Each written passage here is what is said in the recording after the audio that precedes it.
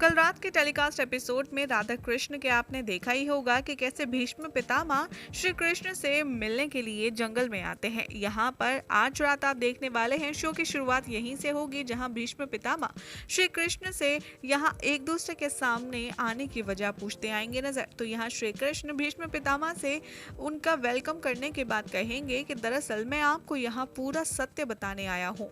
आपके पास जो बातें पहुँच रही हैं वो आधा सत्य है। दुर्योधन ने और मामा शकुनी ने सैनिकों की एक टुकड़ी पांडवों के पास भेजी तो थी, लेकिन उन्हें लाने के लिए नहीं बल्कि उनको अपने मार्ग से हटाने के लिए। ये सुनकर भीष्म पितामह को काफी ज्यादा झटका लगता है। आगे श्री कृष्ण कहते हैं कि आप जिस तरीके से चाहते हैं पांडव और कौरवों को एक साथ रखना, वो बहुत ही बड़ा काम है और बहुत ही मुश्किल है।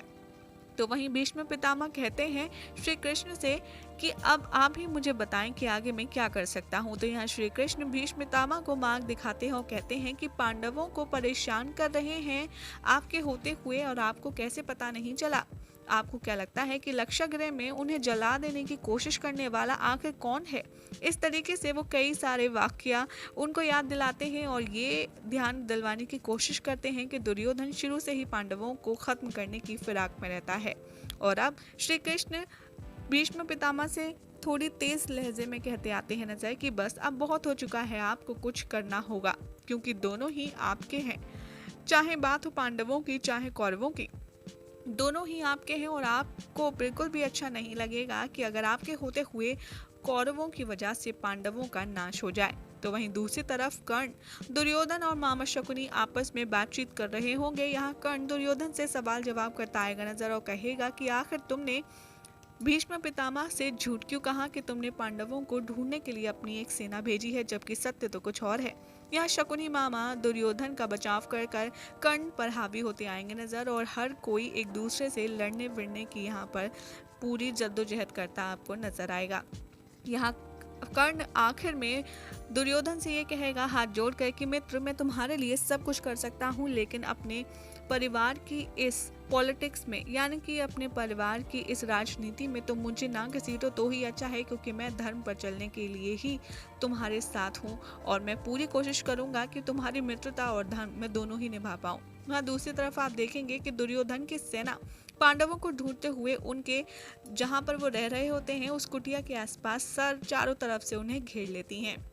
जैसे ही पांडवों को इस बात की भनक लगती है कि एक टुकड़ी आ चुकी है उन सब का खात्मा करने के लिए, वो सब अपने शस्त्र उठाकर लड़ाई करने के लिए सज्ज हो जाते हैं। तो वहीं श्री कृष्ण खड़े खड़े अर्जुन को देखते हैं और कहते हैं कि पार्थ, जब तक मैं नहीं कहूँगा तुम धनुष नहीं उठाओगे। यहाँ एक एक करके हर कोई आपस में एक दूसरे को मोटिवेट करता है और कहता है कि चलो हम किस बात का इंतजार कर रहे हैं। दुर्योधन की सेना ने हमें चारों तरफ से घेर लिया है, चलो अब हम उन पर आक्रमण करते हैं।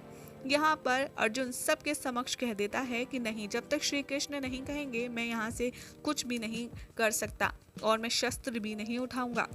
लेकिन अर्जुन भी काफी ज्यादा डरा हुआ होता है, परेशान होता है। वो श्री कृष्ण से बार बार यही कहता है कि आखिर आप क्यों नहीं मुझे आज्ञा देते हैं कि मैं अपना शस्त्र उठाऊं और अपने भाइयों का सहायता करूं। तो यहाँ भीम को आती है गुस्सा और वो कहते हैं कि छोड़ो अर्जुन को, हम सभी देखते हैं। पीछे से कुंती माँ बोलती हैं कि नहीं, अगर जाएंगे तो पांचों एक साथ, वरना कोई नहीं। ये सब देखकर कुंती माँ भी बहुत ज्यादा विचलित हो जाती हैं। वो श्री कृष्ण से कहती हैं कि आखिर तुम यहाँ खड़े खड़े कर क्या रहे हो, तुम चाहते क्या हो। तो यहाँ श्री कृष्ण कहते हैं कि बुआ कुंती, हम युद्ध नहीं करेंगे, चाहे जो कुछ हो जाए। जो काम शांति से हो सकता हो उसे हम युद्ध करके क्यों व्यर्थ करें। यहाँ हर कोई काफी ज्यादा हैरान होता है और श्री कृष्ण की इस विचार को और इसके पीछे के अर्थ को समझने की कोशिश करता है। लेकिन जैसे ही यहाँ सैनिक आक्रमण करने वाले ही होते हैं, लेकिन दूसरी तरफ द्रौपदी श्री कृष्ण की तरफ देखती है और कहती है कि मुझे आप पर पूरा भरोसा है, आपको जरूर पता है कि आगे क्या होने वाला है, तभी आप इतने अटूट विश्वास के साथ युद्ध ना करने के लिए कह रहे हैं। और कृष्ण, मैं आपके हमेशा साथ हूँ और मुझे आप पर पूर्ण भरोसा है। और जैसे ही पूरी सेना निशाना साधती है पांडवों का वध करने के लिए, वहां पर सेनापति आ जाते हैं और रोक लेते हैं। यहाँ पे विदुर महामंत्री की एंट्री होगी और वो कहेंगे कि भीष्म पितामह का आदेश मैं आप सबके लिए लाया हूँ और ये जो भी आप वार करने वाले हैं उससे पीछे हट जाए। ये सुनकर सारी सेना अपने जो भी शस्त्र हैं वो नीचे रख देंगी और वार नहीं करेंगी। ये सब देखकर वो कहेंगे श्री कृष्ण से कि मैं यहाँ पर पितामह का आदेश लेकर आया हूँ, लेकिन उससे पहले आप विश्राम कर लीजिए, क्योंकि जिन परिस्थितियों से आप गुजर रहे हैं वो काफ़ी ज़्यादा थक गए होंगे। ये सब देखकर यहाँ पर भीष्म पितामह का आदेश सुनाने के बाद विदुर कहते हैं कि अच्छा हुआ आप लोगों ने खुद आक्रमण नहीं किया, अगर आप ऐसा करते तो आप देशद्रोही कहलाते और फिर अपने ही जगह पर लौट पाना आपके लिए मुश्किल हो जाएगा। जैसे ही विदुर के मुंह से ये बात सुनेंगे अर्जुन और सारे पांडव वो समझ जाएंगे कि आखिर श्री कृष्ण ने उन्हें पहले वार करने के लिए क्यों अनुमति नहीं दी।